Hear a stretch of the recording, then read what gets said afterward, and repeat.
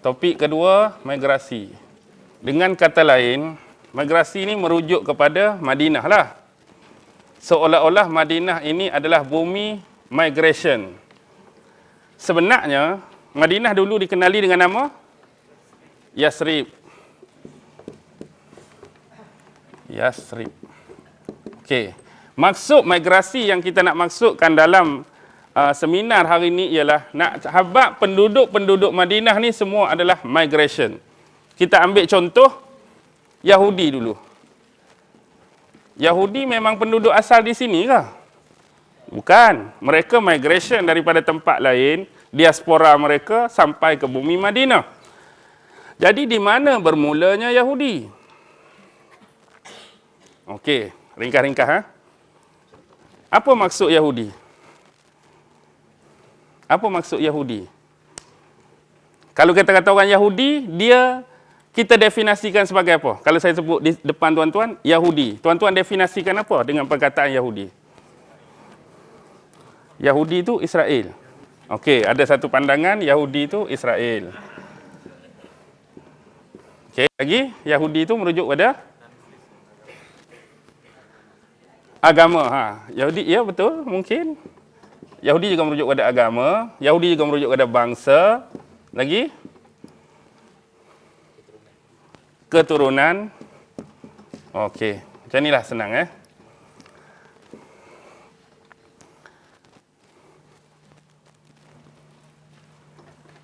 Israel, Yahudi, Ibrani. Apa lagi? Israel, Yahudi, Ibrani, Zionis. Semua perkataan ni sama maksud ke lain-lain? Okey, Israel merujuk kepada, kalau lah ni negara, kalau dulu Nabi Yaqub.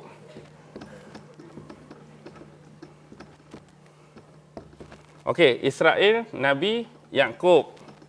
Sebab tu dalam Quran, Bani Israel ialah anak-anak Israel Nabi Yaqub, Bani Israel anak-anak Nabi Yaqub yang berjumlah 12 orang.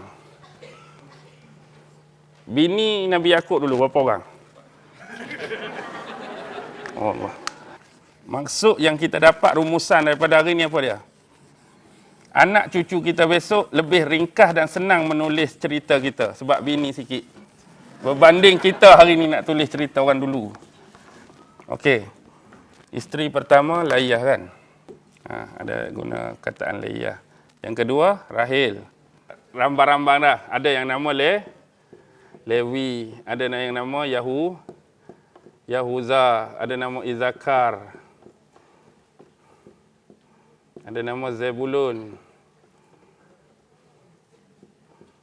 Ada seorang lagi tertinggal di sini, tak apa. 6. Dengan Rahil, Nabi Yusuf itulah. Dengan adik dia Bunyamin. Zalfah, Jad. Dengan Ashir, Balhah, Dan. Dengan Naftali. Okey. Ni 12. Daripada 4 orang isteri. Ini merujuk pada Israel. Jadi asal dulu, kenapa Yaqub dipanggil dengan Israel? Sebab ada dalam The Book of Genesis kan? The Book of Genesis tu ada cerita. Ini cerita Israeliat, dongeng mereka. Tuhan turun ke bumi, Tuhan Yahweh mereka turun ke bumi, menyerupai manusia. Kemudian mengajak Nabi Yaqub bergusti dengan dia. Tuhan ajak Nabi Yaqub bergusti, Gusti punya Gusti, akhirnya Nabi Yaqub berjaya smackdown. Akhirnya patah paha Tuhan Yahweh. Lepas tu, antara kata-kata dia, selepas ini kamu sesekali jangan lagi dipanggil dengan nama Yaqub, kecuali dipanggil dengan nama Israel. Yang dalam pembahasan tu merujuk kepada kamu yang mengalahkan Tuhan. Sebab tu makna Israel, asalnya Isra tu apa? Hamba. Il tu Tuhan. Sama dengan Abdullah. Tapi di sisi otak ini, mereka ambil pendekatan kisah tadi. Maksudnya dahulu mereka ambil skeptik, Manusia pernah mengalahkan Tuhan, hari ini tak mustahil. Manusia bisa mengalahkan Tuhan. Itu Zionis punya otak lah. Okey. Yahudi. Yahudi merujuk kepada salah satu Yahudi ni sinilah. Asal Yahudi ni. Maksudnya, kebanyakan nabi-nabi di kalangan nabi-nabi sebelum ni kebanyakan di kalangan siapa? Bani Israel. Nabi yang betul-betul pure Yahudi siapa? Nabi yang boleh dikatakan pure Yahudi siapa? Musa. Musa Bani Lewi. Yahudi penisbahan kepada Yahuza. Musa Bani Lewi. Isa ya. Lagi? 3 je. Isa, atas dia, siapa dia? Yahya, Zakaria. Tu je. Ni yang betul-betul pure Yahudi. Sebab merujuk pada ni. Memang keturunan Yahuza, Nabi Daud keturunan Yahuza. Nabi Sulaiman keturunan Yahuza. Tetapi pengistilahan Yahudi berlaku selepas zaman mereka. Selepas zaman Nabi Sulaiman wafat, baru istilah Yahudi muncul. Jadi mereka tak boleh nak katakan pure agama yang betul-betul Yahudi ni je. Ni baru yang betul-betul pure Yahudi diistilahkan. Musa Lewi, Harun Lewi. Kalau Nabi Zulkifli Zulkifli anak dia siapa? Anak Nabi Ayub tu datang kot ni. Kok Bunyamin. Kemudian yang Lewi lagi Ilyasa. Kemudian Nabi Yunus mari ikut siapa? Tak apalah, hak lain dah maksudnya. Okey, isu dia inilah yang betul-betul pure Yahudi. Okey, saya malas nak bahas panjang. Tengoklah video-video sebelum ni. Ibrani, asal Ibrani, bila sebut Ibrani dia lebih kepada bahasa kan? Asalnya kita kata bahasa Ibrani. Ibrani ni nama kaum dulu. Dan kemudian digunakan oleh Nabi Ibrahim. Dan ada kata Ibrani ni diistilahkan kepada Nabi Ibrahim kerana dia manusia pertama yang menyeberangi sungai Furat. Abbarah dalam bahasa Arab ni krus yang besar-besar macam Titanic tu. Kita sebut Abbarah. Kalau perahu tu kita panggil Safinah. Jadi Abbarah kerana Nabi Ibrahim orang pertama yang menyeberangi sungai Furat. Dan dikatakan juga sebab berpindah randah. Hidup cara nomad macam orang Gipsi kan. Sebab Nabi Ibrahim keluar daripada Babylon nak pergi ke bumi Kanaan. Hidup cara tu dipanggil sebagai Ibrani. Dan hari ini Ibrani diistilahkan lebih kepada bahasa. Zionis ni satu fahaman. Dia ada agenda yang lebih kepada politik. Jadi Zionis ni sebenar, yang duduk di Israel ni hak mana? Hak ni kan? Yang percaya kepada kitab Talmud tu. Yahudi yang ortodok duduk dalam tu tak ada masalah. Hak ni yang bermasalah. Yang jadi masalahnya, orang ni betul ke pure Yahudi? Dia pun bukan Yahudi, tapi mereka berselindung menggunakan nama Yahudi, guna bendera Yahudi, guna nama Yahudi, guna pendekatan Yahudi. Nak suruh orang nampak yang ni jahat. Tapi sebenarnya mereka lain. Yang ni lah, hak kata ada nama apa? Ashkenazi tu kan?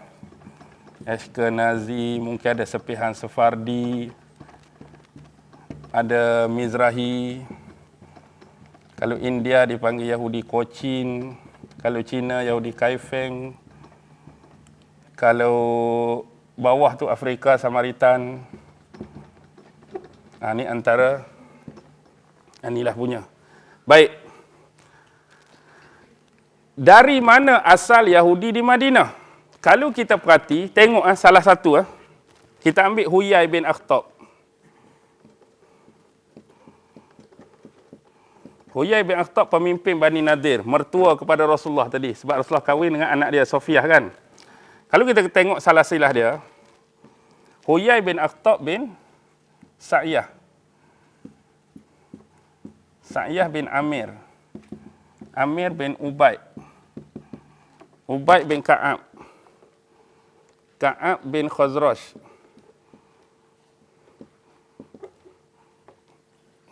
Alah, salah je. Ka'ab bin Khazraj. Khazraj bin Habib. Habib bin Nadir. Maksudnya memang tok dia sampai kepada Nadir. Sebab dia pemimpin Yahudi Bani Nadir. Nadir bin Khom. Khom bin Yakhum. Baik. Di sini berhenti salasilah Huyai. Tapi kalau naik lagi salasilah, ikut perkiraan Sofiyah, keturunan mereka sampai kepada Nabi Allah Harun alaihissalam.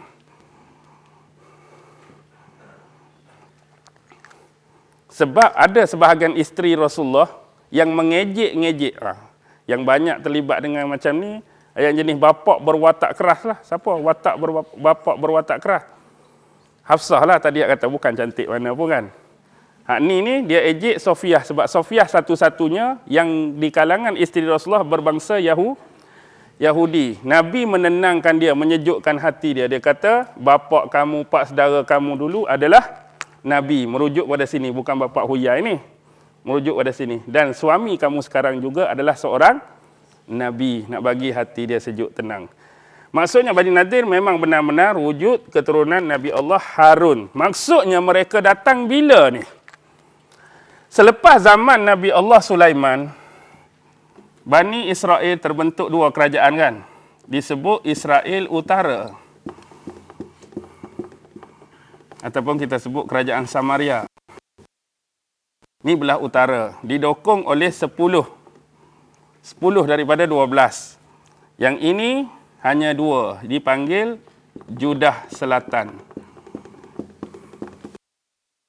Kerajaan Judah Selatan. Yang ni hanya didominasi oleh Yahuza, Bunyamin. Okey. Cari Yahuza, cari Bunyamin, 10 lagi tolak 2 ni. Daripada 12, 10 lagi dominasi di atas. 722 sebelum Masihi. Sebelah ni ada apa? Assyrian Empire kan?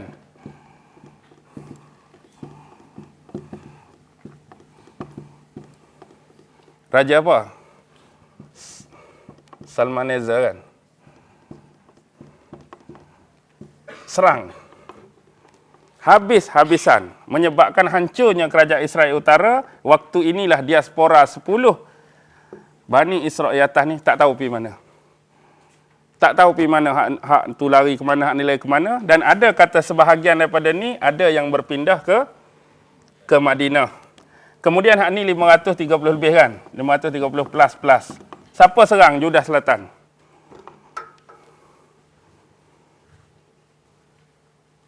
Siapa serang Judah Selatan? Dalam dunia ni orang kata ada 4 raja. 2 raja baik yang menguasai Timur Barat, 2 raja jahat yang menguasai Timur Barat. 2 raja baik, Sulaiman dengan Zulkarnain. Hak jahat? Hak jahat siapa? Satu kawan ni nak serang ni. Bukhtansor. Jarang dengar nama Bukhtansor dalam buku sejarah Nebukadnezar.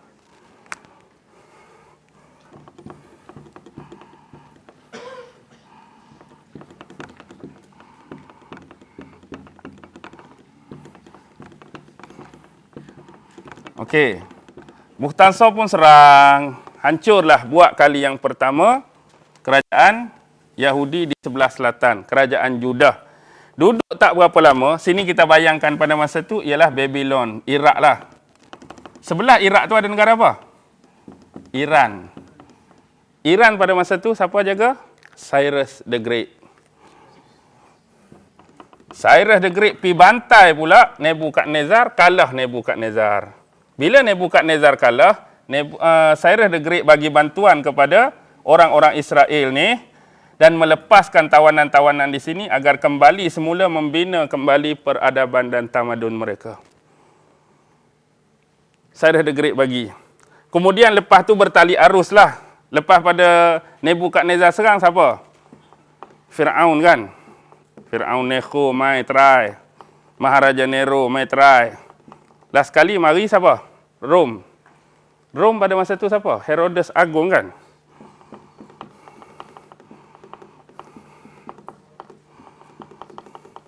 Okey, last kali kena hak Rom ni hancur kali kedua. Hancur lumat-lumat sungguh, cuma yang tinggal hari ni apa? Hak betul-betul pure ada. Itulah hak duk pi bongkok depan tu kan. Baca buku kecil tu. The Wailing Wall, apa dia? Tembok ratapan. Hak lain-lain tu semua baru dah. Kecuali Wailing Wall tu lah. Kita pun duk Wailing Wall juga hari ni lah. Dekat wall kita lah. Hak kepala F besar tu kan. Duk mengadu macam-macam. Hari ni minum apa, bergaduh dengan bini, bayar rotek kereta, semua duk mengadu kat situ. Okey. Okey, inilah dipanggil diaspora kan. Maksudnya membuktikan kenapa mereka nak Madinah. Sebab Yahudi yang betul-betul mengikuti ajaran kitab Taurat tu mereka dah baca, dan dalam kitab Taurat tu Nabi akhir zaman ni akan berhijrah. Sebab tu dia tak tiun Mekah. Walaupun Nabi lahir di Mekah, dia nak pi tempat Nabi tu hijrah, dia nak cari situ. Nabi ni akan berhijrah di satu kawasan tanah Arab yang subur dan banyak pohon kurma. Jadi mereka bermula di Syam. Sebab mereka duduk di Syam.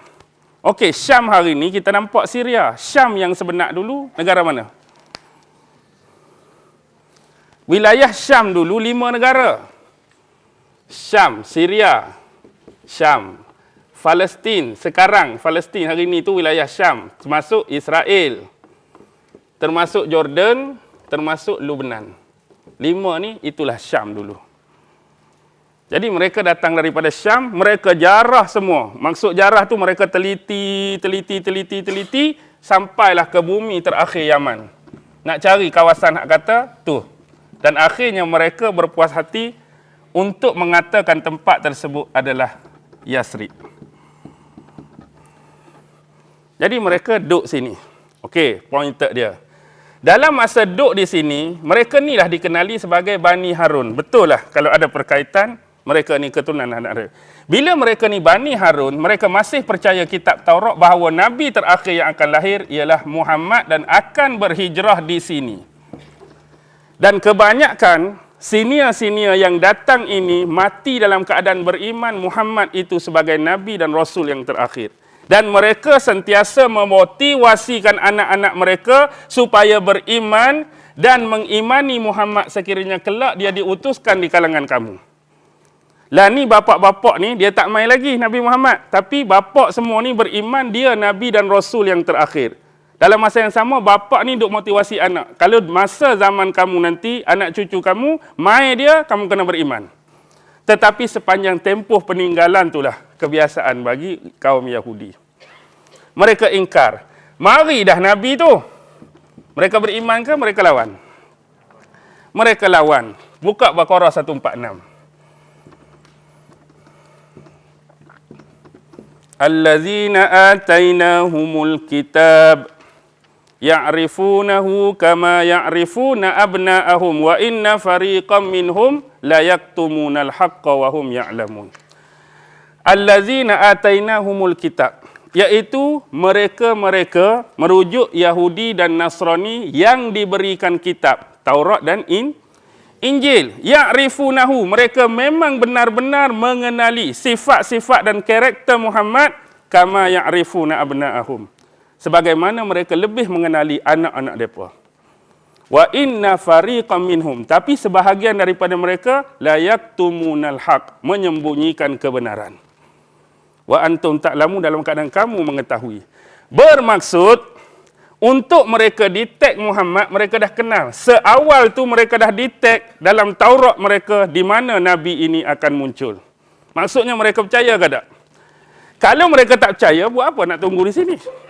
Maksudnya mereka ada kepercayaan Nabi terakhir di sini dan ada kepercayaan Muhammad akan datang, tetapi cucu yang di belakang itu jadi penentang.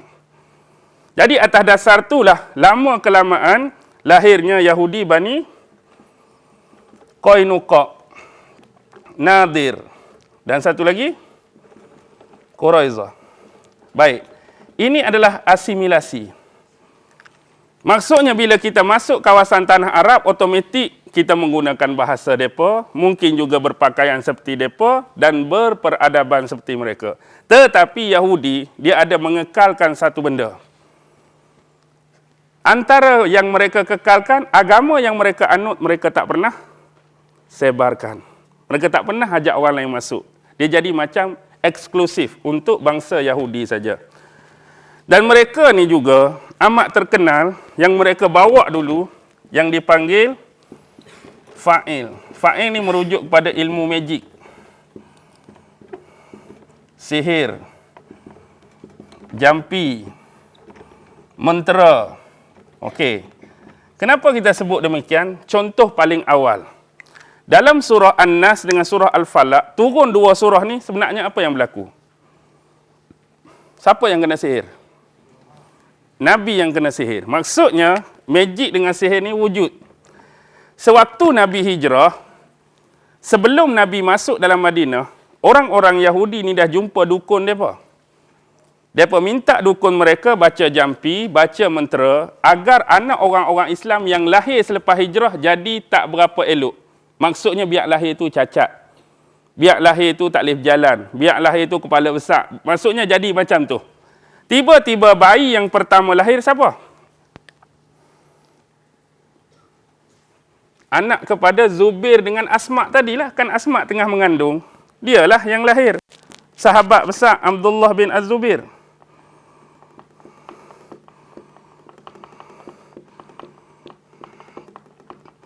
Abdullah bin Az-Zubair. Bila Abdullah bin Az-Zubair lahir, Zubair bin Awam bawa jumpa Nabi, minta Nabi namakan. Nabi namakan dengan Abdullah. Bila Abdullah ni cukup sifat sempurna, Nabi minta dia ni diletak dalam bekas, diarak sekeliling kampung. Menyatakan kegembiraan kepada Aus dan Khazraj, Abdullah bayi pertama lahir, tolong bawa sekali masuk kampung Yahudi. Tujuan dia nak sindir mereka. Maksudnya, Abdullah lahir, nak habaknya jampi hang dulu tak jadi. Tu maksud Nabi, nak tunjuk hang nak jampi suruh jadi lagu ni, jadi lagu ni, jadi lagu ni, tiba-tiba elok je. Maksudnya jampi hang tak menjadilah. Tu sinis dan perli Rasulullah. Maksudnya unsur ni ada pada mereka. Yang paling kuat lagi ialah Majusi ni asalnya magi. Agama magi tambah si sebiji je. Magi ni jadi majusi. Arab tak boleh nak sebut magi, tak ada huruf ga. Jadi majis. Jadi majusi. Walaupun kita selalu gambarkan sembah api. Tak ada makna nak sembah api ya. Okey. Baik. Tu asal usul lah lebih kurang. Kenapa mereka ada di sini?